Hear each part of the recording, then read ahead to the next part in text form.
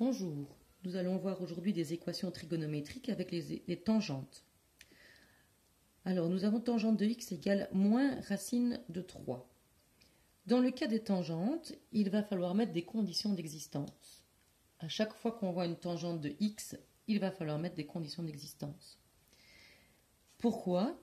Parce qu'on a vu que la tangente de x n'existait pas dans un certain cas. Pour avoir une tangente, il faut donc avoir l'intersection de l'angle avec la verticale qui passe par 1. Si l'angle est 90 degrés, il n'y aura pas d'intersection, elles sont parallèles, et donc la tangente n'existera pas.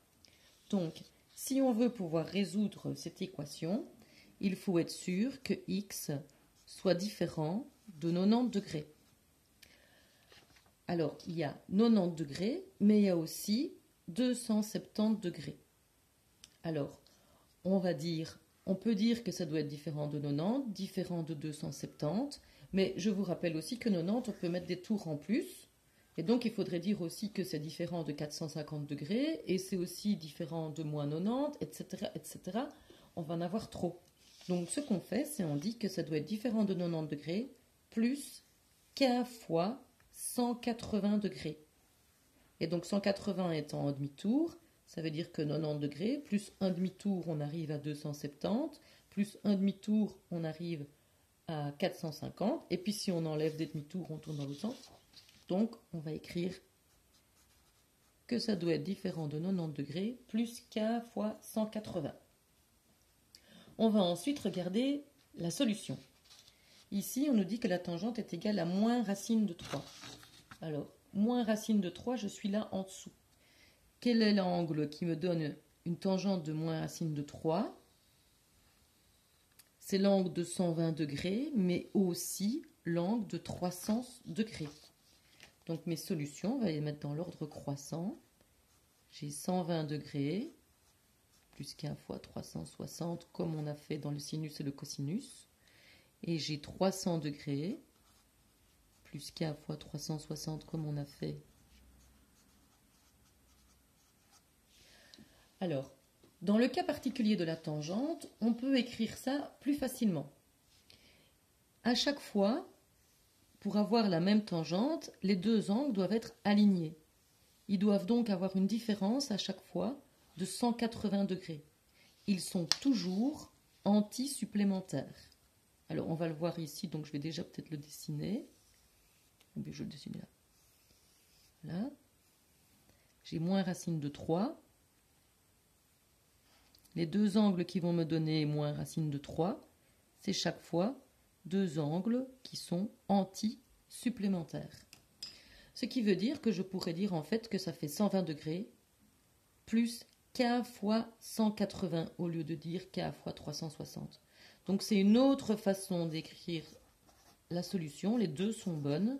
C'est juste qu'ici, c'est plus court.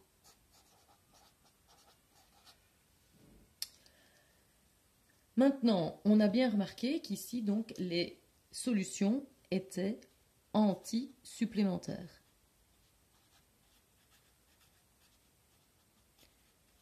Alors, donc on va à chaque fois avoir deux solutions,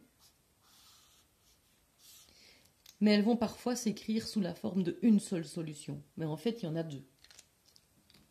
Alors, je prends ici la tangente de x qui vaut 1,48. Donc, on le fait rapidement. 1,48, je suis ici. Les deux angles qui vont me donner ça, les voilà. Ils sont bien anti-supplémentaires. Je prends ma calculatrice. Je vérifie qu'elle est bien en degrés. Et je calcule. Donc là, je connais le résultat de la tangente. Je cherche l'angle. Donc ici, il n'y a pas de degrés. Nous sommes bien une tangente qui vaut un nombre. Donc je vais faire arc-tangente. Et arc-tangente de 1,4825 qui me fait 56 degrés. Alors, la première chose d'abord, c'est mettre les conditions d'existence. X, ça va toujours être le même, donc c'est assez facile. En cinquième, on verra que ça change. Et puis, on va mettre donc que la tangente de x est égale à la tangente de 56 degrés. Et donc la solution, ce sera, on peut dire que c'est 56 et puis l'anti-supplémentaire, donc 56 plus 180, qui fait 236, 56 et 236, ou bien on peut dire que c'est 56 plus k fois 180, pour que ce soit plus court.